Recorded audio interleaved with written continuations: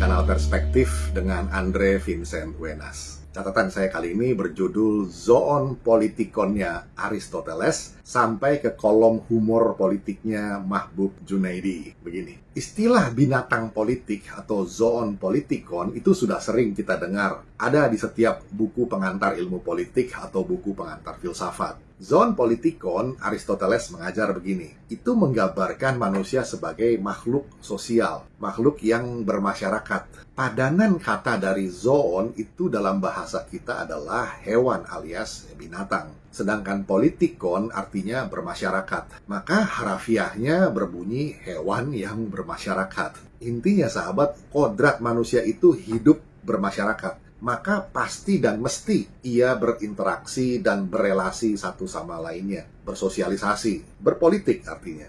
Nah, Pak Mahbub Junaidi, almarhum ya, beliau adalah seorang legendaris di bidang jurnalistik, seorang kolumnis, serta juga seorang politisi. Beliau meringkas zoon politikon atau hewan sosial ini dengan gaya humor khas beliau di salah satu kolomnya. Ia bercerita begini, apabila seorang anak sudah duduk di kelas 5, sekolah dasar, paling lambat di kelas 6. Ajaklah dia ke kebun binatang. Begitu menginjak pintu gerbang, segera bisikan di kupingnya. Kamu tidak mau dijebloskan ke dalam kandang seperti makhluk-makhluk itu kan? Nah, jadilah kamu manusia yang paham politik. Manusia yang tidak berpolitik itu namanya binatang. Dan binatang yang berpolitik itu namanya manusia.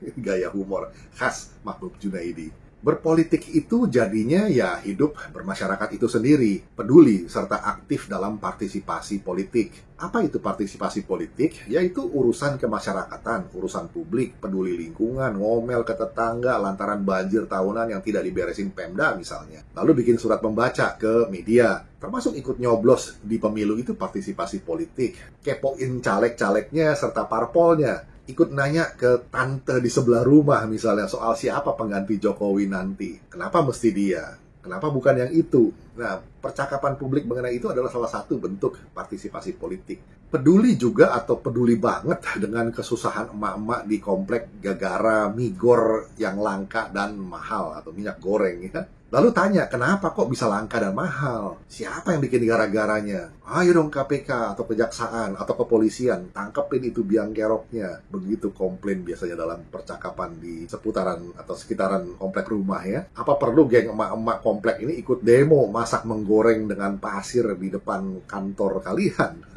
Nah, sahabat, pendeknya jadi peduli dengan segala tetek bengek di luar urusan rumah tangga atau oikos nomos. Itu ekonomi, artinya urusan rumah tangga. Yang sejatinya memang ada di ranah privat. Nah, sahabat, di sini kita hanya mau menekankan lagi dan lagi bahwa sesungguhnya lah kita sebagai manusia tidak bisa lepas dari politik atau urusan publik sosial kemasyarakatan. Karena kita memang manusia sosial atau makhluk sosial. Maka oleh karena itulah, jangan pernah coba-coba mengaku-ngaku diri benci politik atau alergi politik. Itu namanya menyangkal eksistensi, keberadaannya sendiri. Nah, alergi atau benci diri sendiri, ini sakit namanya. Atau kalau masih nekat juga, ingatlah peristiwa di kebun binatang tadi. Kata-kata Pak Mahbub kan, kamu tidak mau dijebloskan ke dalam kandang seperti makhluk-makhluk itu kan? Nah, jadilah kamu manusia yang paham politik. Manusia yang tidak berpolitik itu namanya binatang. Dan binatang yang berpolitik itu namanya manusia. Nah, mau lihat kandang binatang yang mana dulu? Demikian catatan singkat dan ringan tentang zoon politikon atau binatang politik Aristoteles. Kira bisa menjadi perspektif. Kita jumpa lagi di session berikutnya. Terima kasih.